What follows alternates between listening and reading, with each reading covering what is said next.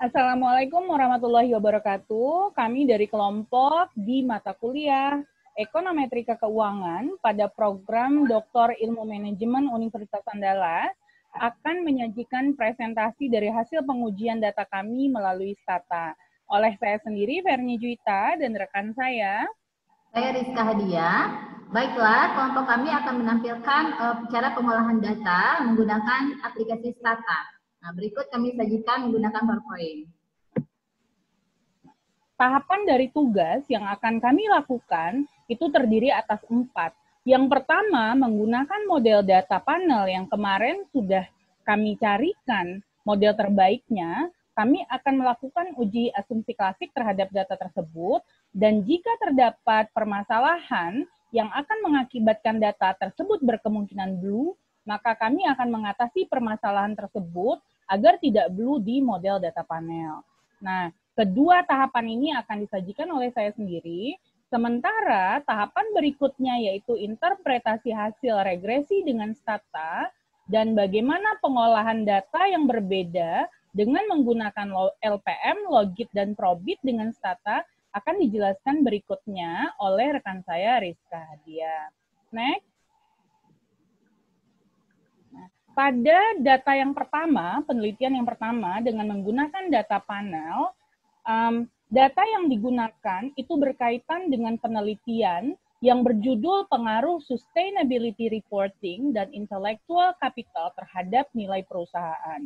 Melalui informasi ini kita dapat melihat bahwa variabel independen yang pertama pada penelitian ini adalah sustainability reporting yang diberi kode dengan SR, kemudian variabel independen yang kedua itu adalah intellectual capital yang diberi kode dengan IC.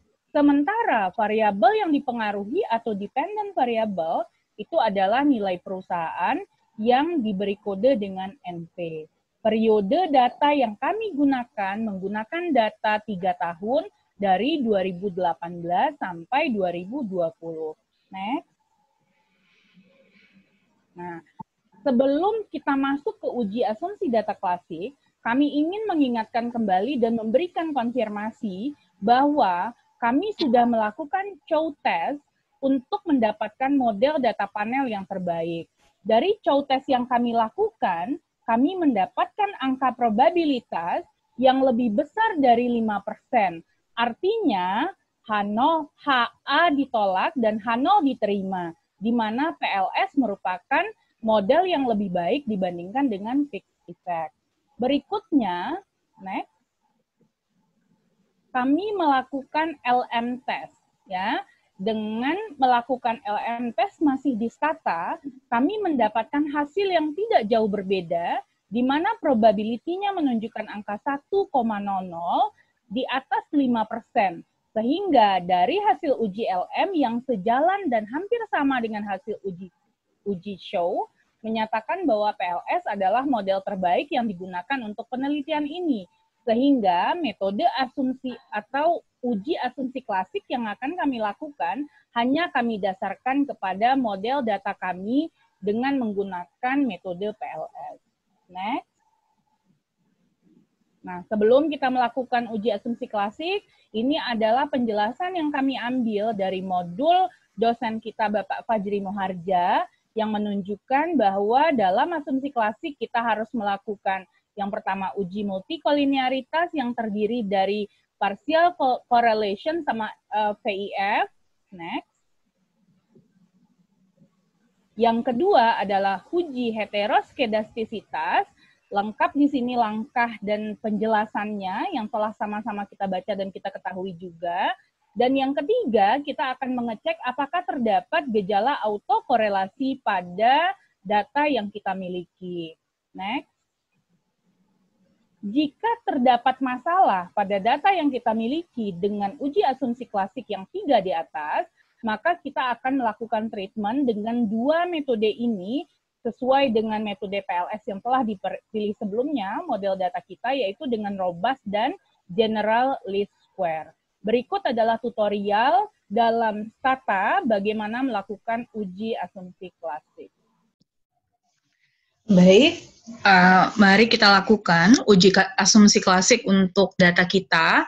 Yang pertama yang harus kita lakukan adalah kita import dulu file kita, file Excel data kita ke dalam Stata, kemudian kita lakukan XTset seperti yang sebelumnya sudah pernah kita lakukan. Saya ulang kembali aja. XTset, kemudian setelah melakukan XTset, untuk meyakinkan data kita atau menyegarkan kembali, saya regress kembali ya. Saya regress kembali NP atau nilai perusahaan sebagai dependent, kemudian sustainability reporting sebagai independent pertama, dan IC atau intellectual capital sebagai independent yang kedua. Nah, setelah saya regress, kemudian saya akan mencoba mengecek atau menguji multikolinearitas yang ada di data yang saya punya atau yang kami punya kelompok ini. Dengan melakukan dua tahapan, yang pertama melakukan pengujian partial correlation, yang kedua dengan melakukan VIF. Mari kita mulai dengan yang pertama, yaitu partial correlation. Command atau perintah yang akan diketikkan adalah core, kemudian NP, kemudian SR, ya, seperti biasa, dependent dulu, baru dua variabel independent. Kemudian kita enter. Dari sini terlihat hasil yang kita lihat adalah matrik antara dua variabel independen yang bertemu di angka 0,1700 atau dan tandanya minus. Nah, ini menyatakan bahwa jika hasil dari matrik ini itu kecil dari 0,75% atau 0,75 atau 75%, maka bisa dikatakan tidak ada gejala multikolinearitas di sini. Nah, kita lanjutkan dengan pengujian yang kedua, yaitu VIF, ya, dengan mengetikkan perintah VIF uncentered. Oke, uncentered, ya. Nah, dari VIF yang ada, jika dia kecil dari 10, maka itu bisa dikatakan bahwa dia juga tidak mengalami multikolinearitas. Jadi datanya aman untuk uji asumsi klasik yang pertama. Kita lanjutkan dengan uji asumsi klasik yang kedua, yaitu menguji apakah terdapat heteroskedastisitas pada data kita. Untuk itu, saya segarkan kembali datanya, saya ulang meregress kembali untuk memanggil NP, SR, dan IC, ya. Setelah itu baru kita ketikkan head test. Nah, dari head test ini kita melihat angka probability. Angka probability di sini itu harus lebih besar dari 5% untuk bisa menyatakan bahwa tidak ada gejala heteroskedastisitas.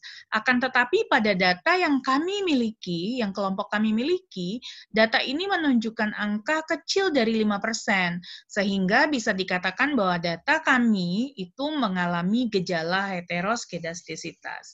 Kita lanjut dulu ke uji klasik yang ketiga, yaitu autokorelasi. Untuk itu kami ulang lagi melakukan regress seperti tadi, NP, SR, dan IC. Kemudian kami ketikkan XT serial, NP, SR, dan IC. Kita lihat hasilnya. Nah, hasilnya di sini seharusnya angka probability juga besar dari 5%. Akan tetapi angka yang ada di sini menunjukkan bahwa probability ini kecil dari 5% sehingga dinyatakan bahwa data yang kelompok kami miliki itu terkena gejala autokorelasi. Nah, untuk masalah heteroskedastisitas maupun autokorelasi, kami harus melakukan treatment agar data tidak blue.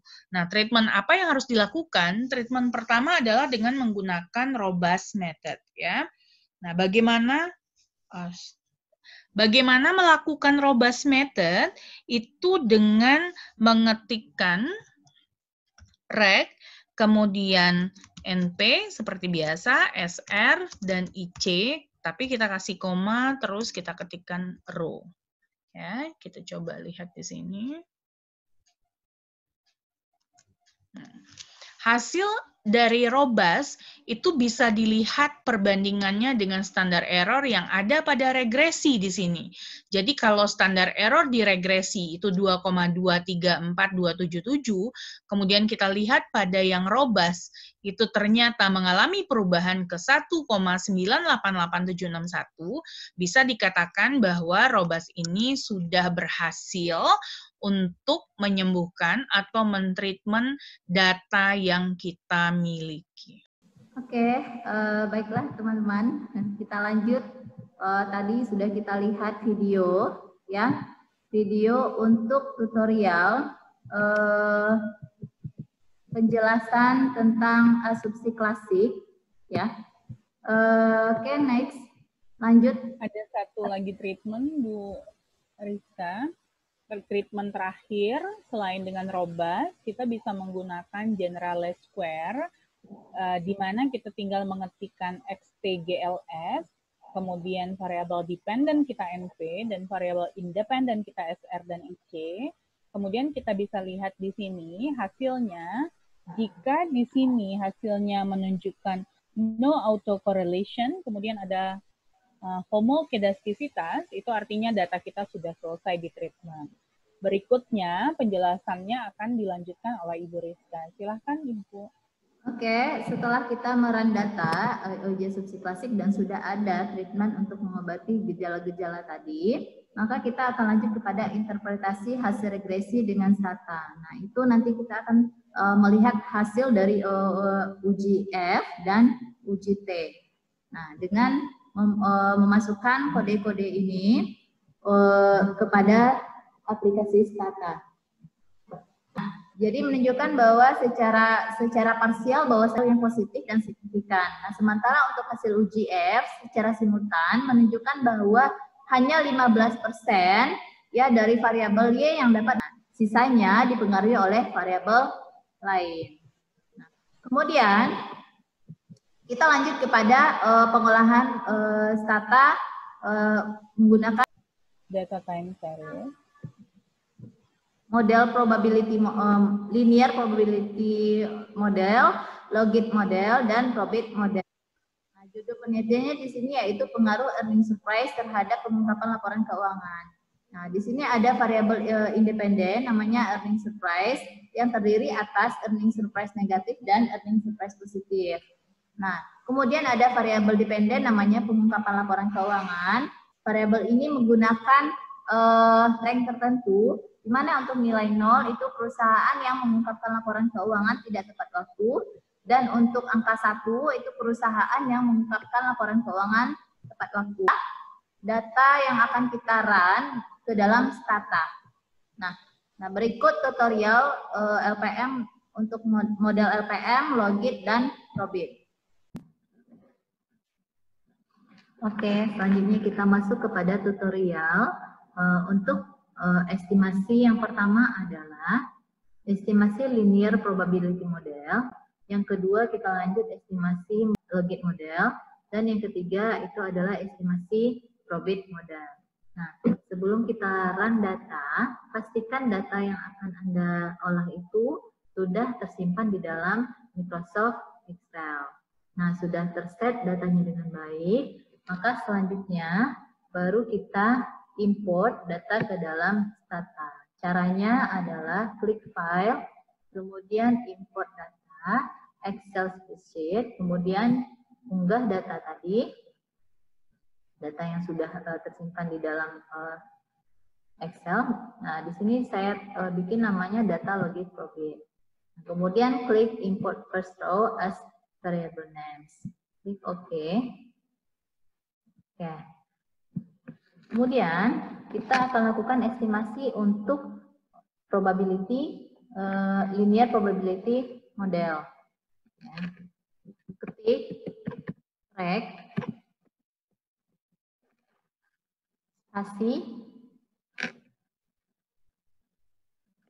laporan keuangan, spasi earning surprise negatif, spasi earning surprise positif, kemudian enter. Nah, ini adalah hasil dari estimasi untuk OLS, ya. atau linear probability model, atau sama juga dengan OLS. Nah, kemudian kita akan menyimpan, ya, menyimpan hasil dari olahan data ini. Caranya ketik estimate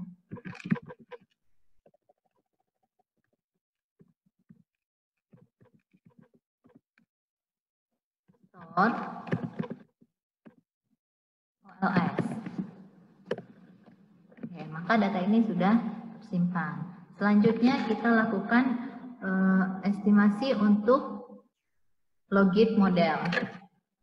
Caranya ketik logit spasi PLK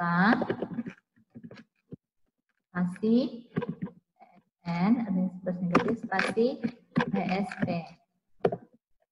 Enter.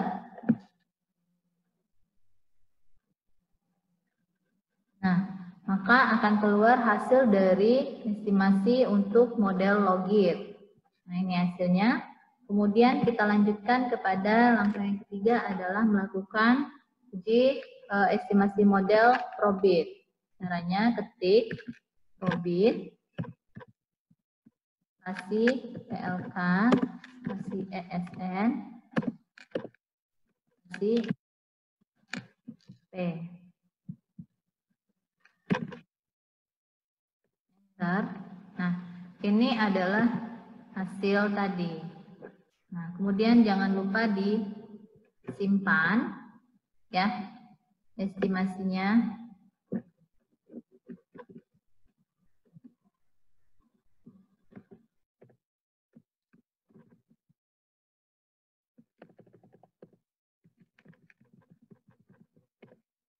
Oke, selanjutnya kita akan buat kesimpulan, ya, kesimpulan dari 3 model tadi, rangkumannya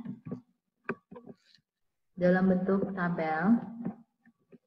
Caranya ketik estimate table spasi OLS spasi logit spasi probit koma start dalam kurung N spasi R2 spasi R2A tutup kurung enter. Nah, ini kita sudah membuat rangkuman, ya, hasil olahan data OLS, ya, linear probability model, atau bisa juga disebut dengan OLS, kemudian model logit dan model probit. Terlihat bahwa di sini hasilnya signifikan, ya, signifikan. Jika nilai PLK signifikan, maka artinya probabilitas atau peluang perusahaan dalam mengungkapkan laporan keuangan itu dipengaruhi secara signifikan oleh earning surprise. Atau ketika earning surprise positif atau ESP, maka perusahaan cenderung untuk mengungkapkan laporan keuangannya tepat waktu. Sebaliknya, jika earning surprise negatif, maka perusahaan cenderung untuk mengungkapkan laporan keuangannya tidak tepat waktu. Dilihat dari hasil ini. Nah, di sini hasilnya signifikan, ya, earning surprise, baik itu earning surprise negatif maupun earning surprise positif, memberikan pengaruh yang signifikan terhadap pengungkapan laporan keuangan. Itu ya teman-teman. Oke, baiklah, sampai di sini tutorial untuk pengolahan data linear probability model, logit model, dan probit model. Oke, terima kasih teman-teman. Semoga bermanfaat. Assalamualaikum warahmatullahi wabarakatuh. Oke, jadi seperti yang sudah dijelaskan tadi, bahwa tugas ini terkait dengan mata kuliah Ekonometrika Keuangan, dan yang membuat adalah kami dalam satu grup, yaitu saya, Verni Juwita, dan rekan saya, Rizka Hadiana. Saya menjelaskan tugas dari kelompok kami mengenai data panel dan data time series dengan melakukan pengujian asumsi klasik dan treatmentnya, kemudian melakukan pengujian LPM, logit, dan probit. Semoga tutorial yang kami bikin membawa manfaat buat kita semua. Terima kasih. Assalamualaikum warahmatullahi wabarakatuh.